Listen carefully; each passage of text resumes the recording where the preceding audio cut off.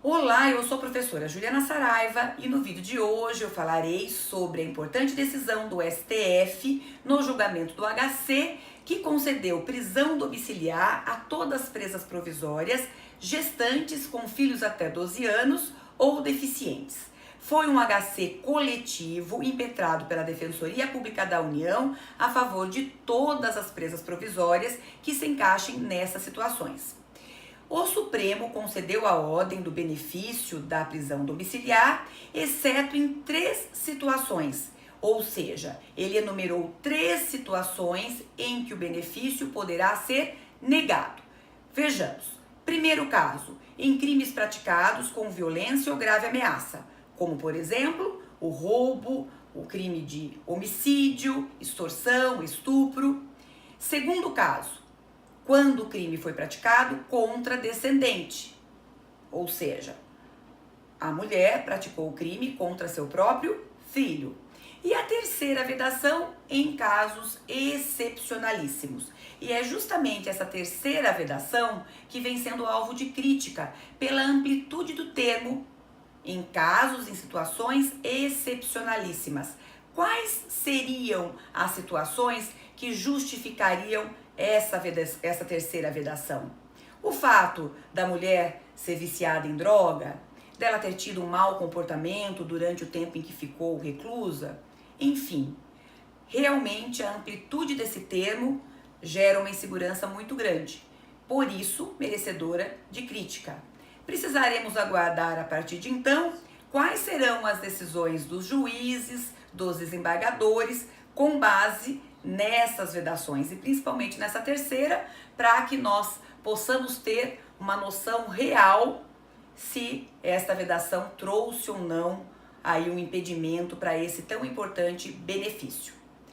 Bom, agora nós passaremos a tratar sobre cada um dos pontos dessa decisão. E a primeira dela é muito importante. Prestem atenção que o benefício ele foi atribuído para as presas provisórias. O que então seria uma presa provisória? Aquela que ainda não conta com uma sentença condenatória definitiva, com uma sentença condenatória transitada em julgado. Logo, ela está presa ou desde do inquérito policial ou na instrução criminal, mas ainda está aguardando uma suposta condenação. Por isso, quando já existir uma sentença condenatória, essa decisão não poderá ser aplicada. O benefício da prisão domiciliar, que está prevista no Código de Processo Penal, ele é atribuído para as presas provisórias, certo?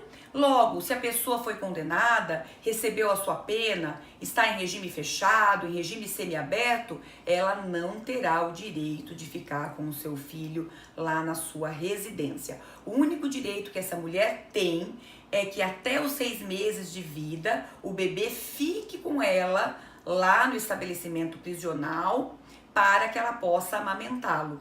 Quando chega nesses 6 meses, o filho será entregue ou alguém da sua família que tenha responsabilidade, ou não existindo essa possibilidade, ele irá para um abrigo, para uma possível adoção. Então guardem bem, presas provisórias têm direito à prisão domiciliar. Presas que contam com sentença definitiva não contam com este benefício. Assim já desmistifica aquela falsa frase que a gente está escutando muito aí das pessoas, que a partir de então as mulheres cometerão crime para não serem mais presas. Elas podem não ser presas provisoriamente, mas receberão sua sentença e a sua pena de prisão sem ter esse benefício, ok? Agora vamos falar um pouco sobre a prisão preventiva, porque se a pessoa está debatendo esse direito da prisão domiciliar, nós devemos subentender que ela está presa provisoriamente, que ela está presa preventivamente. Nós contamos com 3 espécies de prisão cautelares no nosso ordenamento jurídico, que são aquelas que acontecem antes do trânsito em julgado, que é a prisão em flagrante, a prisão preventiva, tema que estamos falando hoje, e a prisão temporária. Fora esses tipos de prisão, nenhuma outra é justificada antes aí da condenação. Agora, por que uma pessoa foi presa preventiva? O Código de Processo Penal sofreu uma alteração bem aqui profunda em 2011 no que diz respeito às prisões cautelares. O Código deixou ainda mais claro que a prisão preventiva deverá ser aquela saída excepcionalíssima, vamos assim falar, a exceção da exceção.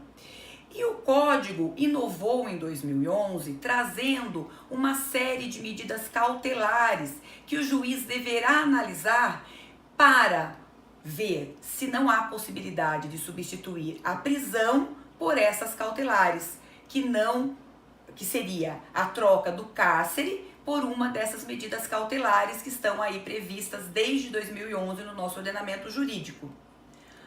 E para que exista uma prisão preventiva e também justifique uma cautelar, o juiz terá que analisar o artigo 313 e o artigo 312 do Código de Processo Penal, que ali estão todos os requisitos que irão fundamentar uma decisão de prisão preventiva que seja legal, que não seja arbitrária. O artigo 312, ele traz os pressupostos e os fundamentos da prisão preventiva. E o artigo 313, ele traz as condições de admissibilidade. Aqui, relembrando que os pressupostos, aqui são os indícios de autoria e de materialidade. Os fundamentos, segundo o artigo 312, garantia da ordem pública, conveniência da instrução criminal, garantia da aplicação da lei penal, garantia da ordem econômica e também no caso de descumprimento de medida cautelar anteriormente imposta. Aqui podemos exemplificar o caso de ficar constatado que essa pessoa, que aqui nós estamos falando da mulher, mas que pode ser qualquer pessoa presa preventivamente, ela praticou um crime e está demonstrando que ela pode fugir, ela já ali comprou uma passagem aérea, enfim, alguma situação que demonstre que nós não teremos a garantia da aplicação da lei penal. E, finalmente, para justificar a preventiva, nós temos as condições de admissibilidade, que estão no artigo 313. Basta uma delas para que justifique essa prisão preventiva. Quais são as condições? Que o crime tenha pena máxima, combinada em abstrato, superior a 4 anos. Ou que a pessoa seja reincidente em crime doloso.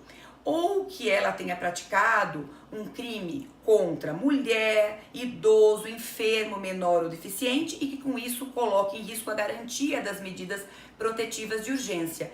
E a última condição de admissibilidade é quando houver dúvida a respeito da identidade do acusado, a identidade civil, enfim, ele se recusa a dizer quem ele é, o documento, infelizmente ele não tem um documento hábil para provar isso daí. Bom, somente com a junção desses 3 elementos que o juiz poderá aqui justificar a prisão preventiva e daí passar para a segunda análise, que é a substituição pelas cautelares. E aqui entra o tema de hoje. A prisão domiciliar é uma espécie de cautelar que vem substituir a prisão preventiva.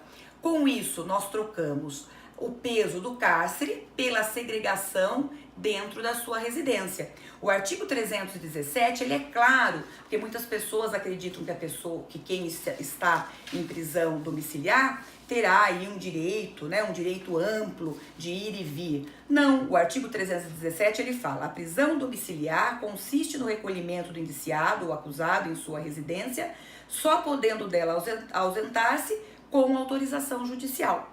E aqui temos nossas considerações. O artigo 318, ele enumera várias situações em que a pessoa pode ter prisão domiciliar.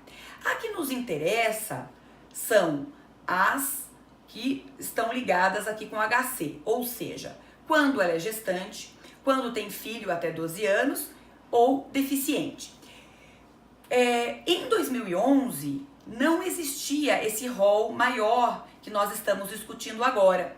Essa alteração foi trazida em 2016 pelo Estatuto da Primeira Infância, que é a Lei 13.257, visando proteger a criança nos meses aí que são necessários para o seu desenvolvimento, e com isso ela alterou tanto o Estatuto da Criança e Adolescente, algumas regras relacionadas a direitos trabalhistas, e também alterou o Código de Processo Penal. O artigo 318, ele contava com a prisão domiciliar para a gestante que estivesse no 7º mês de gestação ou que fosse uma gestação de risco. Depois do Estatuto da Primeira Infância, foi retirado esse requisito do mês de gestação. Hoje nós temos, ou melhor, desde 2016, o benefício para qualquer gestante, e também foi inserido o fato de ter filhos menores de até 12 anos ou com deficiência, independente de conseguir provar que ela é a única pessoa responsável. Agora, um fato importante, e aqui que merece bastante atenção, observem. Muitas pessoas criticam, elas falam, essa pessoa que foi presa praticou crime mesmo, onde já se viu, ela ficar na sua casa, tem que ficar mesmo preso, o lugar dela é lá. No entanto, o que se tenta proteger, e aqui principalmente com esse foco trazido pelo Estatuto da Primeira Infância, é a criança, é o filho que tem menos de 12 anos e que não tem culpa pelo crime, pelo erro praticado pela sua mãe.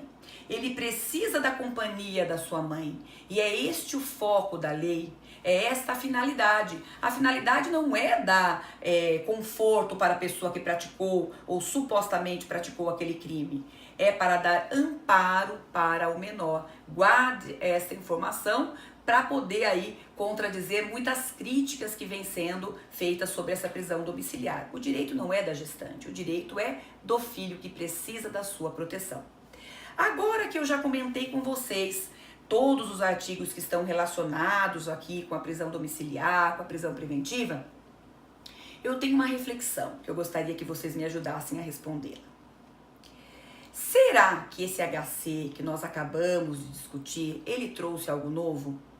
Será que esse HC, na realidade, ele trouxe um instituto da prisão domiciliar de uma maneira aí inovadora? E qual é a nossa resposta com base em tudo que nós vimos aqui anteriormente? Não. Não trouxe nada novo. Nós já contávamos com essas regras desde 2011 e depois 2016 do nosso Código Penal. Eles já estão aqui, já estão no nosso ordenamento jurídico, já é um direito dessa mulher, já é um direito dessa criança. Só que, infelizmente, assim como esta lei e muitas outras, nós precisamos aqui nos recorrer aos remédios constitucionais para fazer com que os tribunais superiores garantam algo que já está no nosso ordenamento jurídico e que, a princípio, nós já deveríamos ter de uma maneira, entre aspas, automática. Lembrando que essa decisão, ela foi muito importante, porque estima-se que nós temos, em média, 4.000 mulheres que estão presas provisoriamente e que estão encaixadas nessas situações de prisão domiciliar. E a pergunta é a seguinte: e por que elas estão presas? Será que todas essas 4.000 mulheres, elas não passaram pela análise do juiz? Será que essas 4.000 mulheres, quando o juiz foi analisar a substituição da preventiva pela prisão domiciliar, realmente existiram pontos extremamente negativos que pudessem impedir esse benefício? Porque é óbvio que o juiz irá analisar, não são todas as mulheres que terão esse benefício, mas ele terá que fundamentar. Agora, no entanto, negar para todas é um oposto que leva uma dúvida muito grande a respeito da sensibilidade desse magistrado na hora de examinar aquele caso tão delicado, certo? Então, prestem bem atenção, porque isso é uma reflexão. Imagina que na própria sentença, um dos ministros comentou, né, que existem mais ou menos 2.000 brasileirinhos presos pagando a pena junto com a sua mãe. Olha que cenário triste que nós temos. E lembrando ainda que, embora a prisão preventiva ela tenha essa finalidade de prisão cautelar somente com o risco dessa pessoa continuar presa, e por isso ela deve ser a última das saídas, Mas mesmo assim, o nosso sistema penitenciário, nós contamos com 30% das pessoas que estão presas preventivamente, estão presas provisoriamente. Um número muito alto, né? O que nos leva a crer que virou quase algo muito normal, muito rotineiro a prisão preventiva, a prisão antes da sentença condenatória. Bom, com isso eu espero que você tenha entendido um pouco mais sobre essa decisão e também tenha compreendido um pouco melhor o que é uma prisão domiciliar, o que ela implica, quais são as pessoas que têm esse benefício. Esse vídeo foi curto e o tema é extremamente amplo. Eu pretendo gravar um vídeo só falando sobre a prisão preventiva. Nós podemos também falar um pouco da prisão em flagrante, mas aqui o objetivo era falar sobre a decisão deste HC que concedeu a prisão domiciliar. Eu espero que você tenha gostado desse vídeo. Se você gostou, lembre de deixar seu like, o seu gostou lá na minha página do YouTube, certo? De se inscrever no meu canal e principalmente deixar seus comentários, suas dúvidas e suas ideias para os próximos vídeos. Muito obrigada pela atenção, até o próximo vídeo.